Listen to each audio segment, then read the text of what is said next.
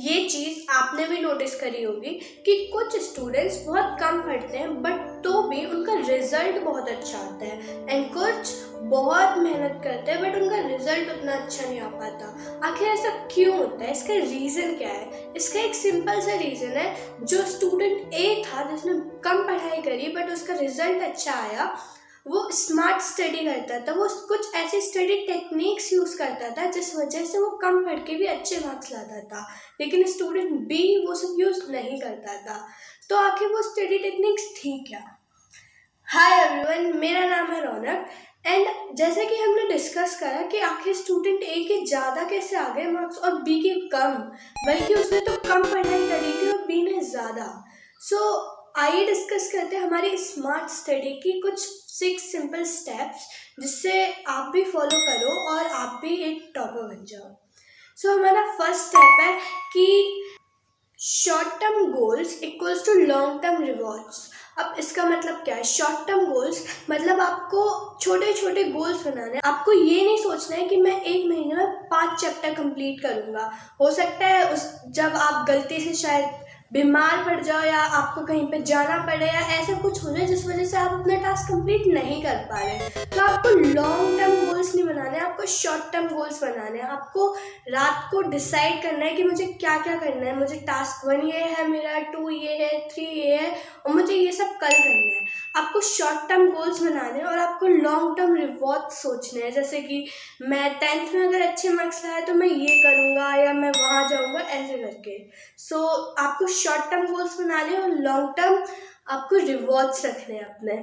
Second है कि आपको अपने डेली टारगेट्स लिखने हैं। ये मैंने आपको फर्स्ट वाले में बताया भी कि आपको डेली टारगेट्स लिखने हैं। आपको बहुत लंबे नहीं टारगेट सोचने, डेली लिखने हैं उनको। आखिर ऐसा क्यों? अगर आप डेली टारगेट्स लिखोगे तो आप कंसिस्टेंट रह पाओगे, आप एनालिसिस कर पाओगे कि आपकी प्रोग्रेस कैसी चल रही है।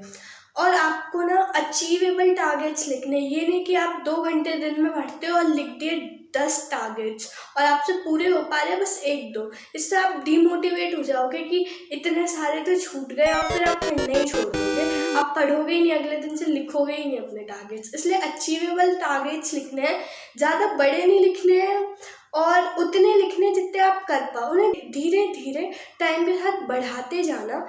अभी आप 4 लिख रहे हो तो फिर आप 5 कर देना, 6 कर देना, ऐसे करके आपको धीरे धीरे उन्हें इंक्रीज करना है। थर्ड है हमारा गोल्डन आवर रूल। अब गोल्डन आवर रूल क्या कहता है? गोल्डन आवर रूल के हिसाब से आपको अपने पूरे दिन में एक ऐसा आवर ढूंढना है जिसमें आप अपने सारे डिस्ट्रैक्शन हटा के पूरे फोकस के साथ पढ़ रहे हो। ऐसा साइंटिफिकली प्रूवन है कि अगर हम ऐसे अपना एक आवर ढूंढ लेते हैं और अगर हम उसमें पढ़ाई करते हैं तो हम अपना 3 घंटे का काम उस 1 घंटे में कर पाते हैं। इसे आप एक एग्जाम्पल से समझ सकते हो कि आप किसी चीज़ को याद करने की कोशिश कर रहे हो 2 घंटे से, लेकिन अगर आपने वही चीज़ अपने प्रोडक्टिव आवर में करी तो आप उसको आधा घंटे में कर पाओगे। इसलिए आपको अपने एक पूरे दिन में एक प्रोडक्टिव आवर ढूंढना है। फोर्थ है कि स्टॉप प्रोकास्टिनेशन।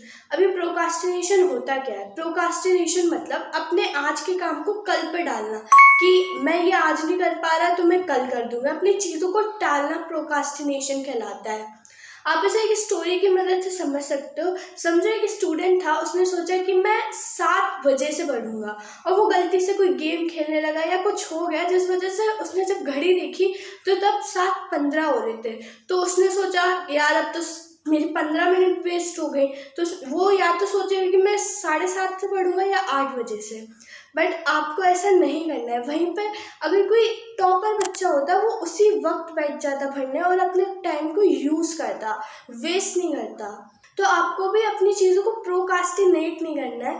आप इसे समझ सकते हो। समझो आपके कुछ रुपए गलती से गिर गए कहीं पर, तो ऐसा तो नहीं है आप बाकी के भी फेंक दोगे, यार उतने गिर गए तो इन्हें भी जाने दो, अब ये वाले यूज़ करूँगा। ऐसा नहीं है। तो आपका टाइम तो बहुत ज़्यादा प्रीशियस है, तो आप ऐसा नहीं सोच सकते कि मेरी 15 मिनट वेस्ट हुई तो मैं अपना और 15 मिनट छोड़ देता हूँ, बाद में पढ़ूंगा। आपको प्रोकास्टिनेट नहीं करना है। इस वजह से आप प्रोकास्टिनेशन से आपके बैकलॉग्स बन बनेंगे, जो कि फिनिश करना फिर बहुत डिफिकल्ट हो जाता है। ये हो गए हमारे 4 स्टेप्स स्मार्ट स्टडी करने के। अब हमारा 5th है use latest tools. Latest tools मतलब जैसे कि चैट जीपीटी, जेमिनी वगैरह आप यूज़ कर सकते हो अपना होमवर्क करने के लिए। जैसे कि आपको कोई हॉलीडे होमवर्क करना है जिसमें आप जो ज़्यादा इम्पॉर्टेंट भी नहीं है बट आप उससे करना तो पड़ेगा क्योंकि वो होमवर्क है, तो आप उसे जेमिनी और इन सब चैट जीपीटी वगैरह की हेल्प से कर सकते हो, जिससे आपका टाइम बचेगा और आप उस टाइम में अपनी सेल्फ स्टडी कर सकते हो। जितनी ज़्यादा सेल्फ स्टडी करोगे उतने आपके मार्क्स बढ़ेंगे, क्योंकि self study at the end सबसे ज़्यादा इम्पॉर्टेंट होती है। सो ये था हमारा, आपको सारे टूल्स यूज़ करने हैं। एंड 6th है हमारा लास्ट एंड फाइनल पॉइंट, जो कि है सेल्फ एनालिसिस। अब सेल्फ एनालिसिस क्या है? आपने डेली टारगेट्स अपने आप रोज लिख रहे हो, 1st, 2nd, 3rd सारे लिख दिए आपने। अब आपको रात को सोने से पहले चेक भी करना है कि आपके कितने टारगेट्स पूरे हो पाए और कितने नहीं। फॉर एग्जाम्पल, अगर आपका 1st कंप्लीट हो गया तो आप उसको ऐसे कट मारो पूरा, इससे आपको सेटिस्फेक्शन मिलेगी। 2nd हो गया, उसे भी काट दो। 3rd अगर नहीं हो पाया है तो आप उसको कल के लिए रख दो कि मैं कल करूँगा या करूँगी, उसको छोड़ना नहीं है। और अगर आप दिन में टाइम वेस्ट कर रहे हो इसलिए आपका 3rd नहीं हो पा रहा है टास्क, तो ऐसा नहीं करना है। अगर वो जेन्युइनली किसी रीज़न की वजह से छूट गया, आपके पास सच में टाइम नहीं बचा, तो उसको कल पे डालो और अच्छे से करो। सो ये हो गए हमारे सारे स्टेप। आई होप आपको सारे स्टेप समझ आए होंगे। इनको फॉलो करना जिससे आप भी एक टॉपर बन पाओ। मेरा नाम है रौनक, मिलते किसी और वीडियो।